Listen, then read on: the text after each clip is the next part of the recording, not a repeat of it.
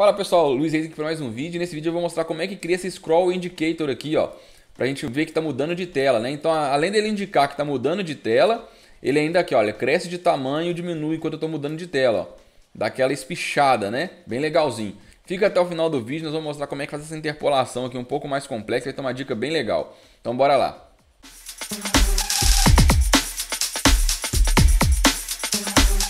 Então galera, nós já temos aqui a nossa estrutura pronta, né? Eu tenho aqui na nossa estrutura um Safe View cobrindo tudo, essa header aqui em cima, aqui embaixo essa que eu chamei de subheader, onde é que tem aqui os nomes conversa, status e chamada. Aí eu tenho uma Scroll View Horizontal e ela tá com Page Enabled, né? O Page Enabled, para quem não sabe, é para dar essa paginação aqui, ó. Ela não para no meio do caminho, tá vendo? Ó, se eu soltar aqui, ela volta para o lugar ou passa para a próxima página.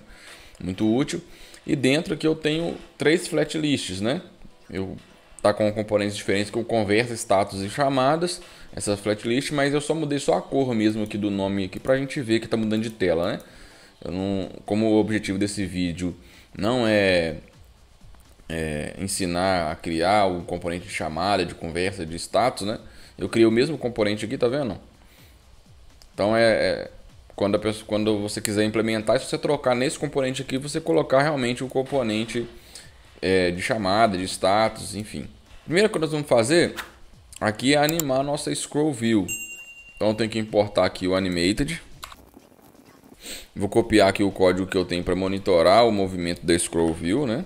Então eu estou aqui o Scroll Event Throttle em 16 e o On Scroll eu estou pegando o nosso Animated Event na posição X, né, o control offset X, e vou transformar para uma variável que chama X também, né? Então tem que criar essa variável também X, e essa variável X ela vai receber um Animated Value. Pessoal, quando a gente está criando um valor animado nesse estilo, a gente coloca o useRef para ele manter a referência do valor. Significa que se eu recarregar, por exemplo, a minha flatlist e essa minha view animada ela tiver, por exemplo, na pasta de status, ela não vai voltar aqui para o início dela, que é o padrão 0 de conversa, por exemplo. Então é importante a gente ter isso em mente quando a gente trabalha com valores animados, né? Eu vou ter que criar aqui agora uma view animada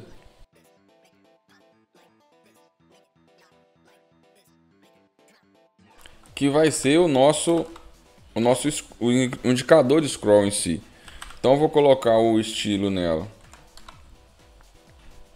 chamando Scroll Indicator.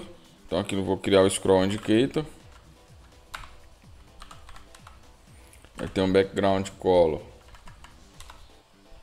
FF, uma altura 4 pixels, uma largura, vai ser a largura da tela dividido por 3 nesse caso, porque são 3 telas, né? E o nosso border radius, aqui eu vou colocar um border radius de 2. Já fez uma animação legal. Você viu que ela ficou embaixo aqui, eu quero que ela fique como se estivesse dentro dessa subheader aqui, né? Então eu posso dar um margin top negativo na altura dela, né? Então menos 4. Ela já ficou aqui dentro da nossa border radius. E agora é só fazer a animação, né, pessoal? Então como é que eu faço isso? Eu passo o meu estilo como um array de objetos. O primeiro objeto já é o Scroll Indicator que a gente acabou de fazer. O nosso segundo objeto vai ser um transform.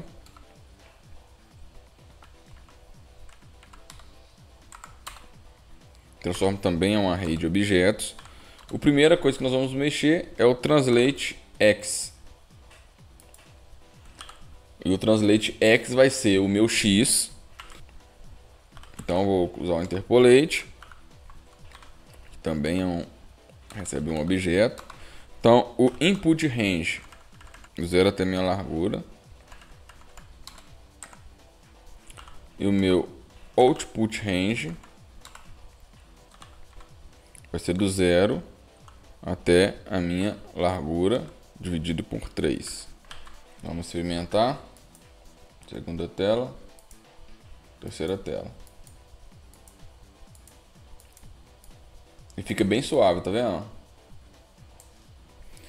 Então essa primeira parte já tá certa. Agora eu quero animar de alguma outra forma. Eu quero que isso aqui aumente de tamanho enquanto eu estiver movimentando ela na lateral, né? Eu quero que ela aumente de tamanho, daquele efeito de elástico, né?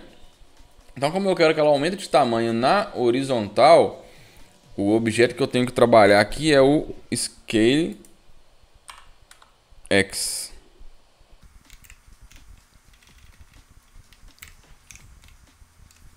Agora, o Scale é diferente porque o meu Output Range, pessoal, ele vai ser de 1, que é o tamanho original meu da escala do objeto. Depois ele vai ser... quando eu estiver na metade aqui da minha tela, é onde que ele vai estar o maior tamanho. Vamos supor que eu vou aumentar 30%. Ele vai ser 1.3. E no terceiro momento, quando eu acabar de completar minha animação, ele vai ter que voltar a ser 1. Então esse aqui é o meu Output Range para cada tela. Porque quando eu for mudar de tela aqui de novo, eu tenho que fazer o mesmo processo. Olha. Então na primeira tela ele fez isso. Então meu Output Range vai ficar mais ou menos assim, olha. 1, 1.3, 1. Depois de novo 1, 1.3, 1. E depois de novo 1. Na verdade vai ser só duas vezes porque eu só tenho duas telas. Mas ele ficaria nessa sequência assim, 1, 1.3, 1. Então ele ficaria nessa sequência aqui o número de telas que eu tivesse. Para cada tela eu teria que ter esse 1, 1.3, 1. Já o meu Input Range, ele teria que ser alguma coisa mais ou menos assim, ó. 0, que é a minha primeira tela. Aí ele ia estar na metade da largura, seria W/2. Depois ele ia estar na minha largura. Depois ele ia estar na minha largura de novo. Depois ele ia estar na minha largura vezes 1.5. E depois ele ia estar na minha largura vezes 2. Então como é que nós vamos fazer? Nós vamos fazer o x, ponto interpolate, input range. E eu vou colocar assim o input e output range sem nada, porque eu vou criar uma constante lá em cima que chama input e output range.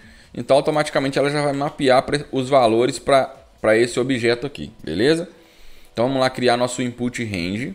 Então vamos lá, o nosso output range, pessoal, vou fazer ele primeiro, é mais simples, olha, const output range. Eu tenho que gerar um array, assim ó, 1, 1.3, 1, 1, 1.3, 1.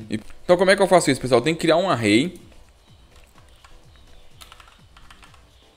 na quantidade que eu quero de telas. No meu caso são 3 telas. Beleza? Um array de telas. Eu vou ter que preencher esse array para eu conseguir fazer um map nele. Então eu vou preencher ele com 0 só para eu conseguir fazer o map nele. E eu vou fazer o map nele. E eu não preciso de nada no map. Então, como eu não preciso de nada, eu posso passar só um parâmetro assim vazio. Que eu não preciso de usar o 0 para fazer nada no map. Eu só quero mapear um array mesmo. E eu vou ter que retornar um array. Ou seja, para cada uma dessas 3 posições, eu vou retornar um array 1, 1.3 de 30% que eu vou crescer e 1 de novo. Isso aqui já vai criar, pessoal, 3 arrays dessa forma aqui, né? 1, 1.3 e 1. Só que eu tenho que pegar esse array, pessoal, e ele não pode ser assim, olha, porque o meu input range ele é um array só. Eu não posso ter um input range que vai ser um array que está aqui com meus números aqui, 1, 1, 1, 1, e depois um outro array aqui, 1, 1.3. Não posso ter isso. Tem que ser um array só. Para eu fazer isso, pessoal, o map ele não consegue dar um spread aqui, ó. Eu não consigo fazer isso aqui, vai dar erro. Então o que eu tenho que fazer? Eu converto isso aqui tudo para uma string. Para fazer isso é só colocar essa aspa aqui por fora. E tudo que é variável eu vou colocar entre essas chaves aqui, o cifrão, né? E as chaves. Então agora, isso aqui já está na notação de string, mas ainda é uma variável. E eu vou dar um split. Ou seja, eu vou pegar essa string aqui e vou splitar ela por vírgula. Então já vai funcionar, ela vai ficar um array assim, no final ela vai ficar um array assim, né?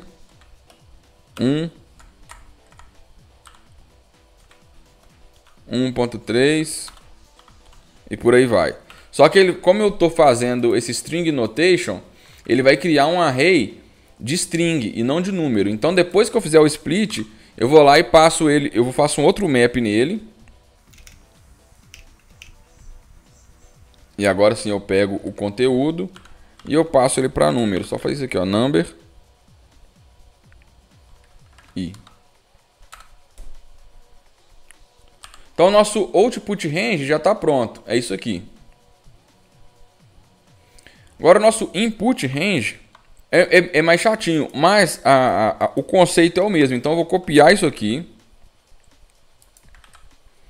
A única diferença vai ser aqui, olha, porque eu não vou formar um array com 1, 1.3 e 1. Eu vou precisar de um array. E aqui também, pessoal, eu vou precisar do meu index. Então aqui eu vou escapar, né? Quando eu coloco isso aqui é porque eu não vou usar o primeiro parâmetro do map, vou usar só o segundo, que é o index. E aqui eu vou retornar um array, onde? E mesma coisa, de 3 posições. A primeira posição, ela vai ser minha largura vezes o meu index. Ou seja, a minha primeira posição do array, ele vai ser no meu primeiro loop, né? Como o index é 0, vai formar um array assim, ó. 0. A minha segunda posição, ela vai ser a minha largura, de novo, vezes o meu index mais 0.5.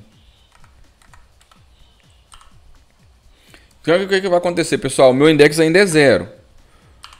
Vamos supor que minha largura é 400. Ele vai ficar 0 mais 0,5, que é 0,5 vezes a largura. Então vai dar 200. E a minha terceira posição do meu array vai ser a minha largura vezes o meu index mais 1. O que aconteceu aqui, pessoal? O meu index ainda é 0. A segunda vez ele vai ficar agora 0 mais 1, 1 vezes 400, que seria a largura, 400. Beleza. Vão entrar no próximo loop agora, porque vão criar 3 posições nesse array. Na segunda posição, meu index agora é 1.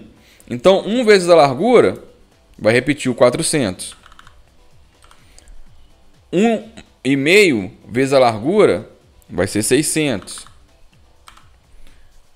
2 vezes a largura, 800. E por aí vai. Depois vai ser 800, 1000, 1200. Então, aí ele já vai criar o array nesse padrão que eu quero. E aqui embaixo vai ter um array assim, ó. No padrão. 1, 1.3, 1. 1, 1, 1.3, 1. 1. E por aí vai. Então o que vai acontecer, pessoal? Nessa primeira tela aqui, imagina que essa tela tem 400 pixels. Ele vai, enquanto eu estou indo de 0 a 200, esse tamanho aqui vai de 0 a 1.3. Ou seja, eu cheguei aqui na metade da tela. Depois, quando eu estou indo de 200 a 400, ele vai de 1.3 para 1. Vai diminuir de novo. Quando eu estou indo de... Aí eu já cheguei no 400. Quando eu estou de 400 a 600, ele vai de 1 a 1.3. E por aí vai. Aqui eu poderia até criar um array de 2, tá, pessoal? Aqui é a quantidade de menos 1 aqui, tá? Eu só criei de 3 aqui para ficar mais fácil para explicar o processo, né? Mas na verdade aqui vai ser 2 aqui, tá? Porque eu tenho 3 telas e eu preciso de animar 2 vezes, né? Então quando eu salvar aqui, pessoal, olha o que vai acontecer, ó. Ó, olha o tamanho aumentando até na metade da tela e agora começou a diminuir, ó.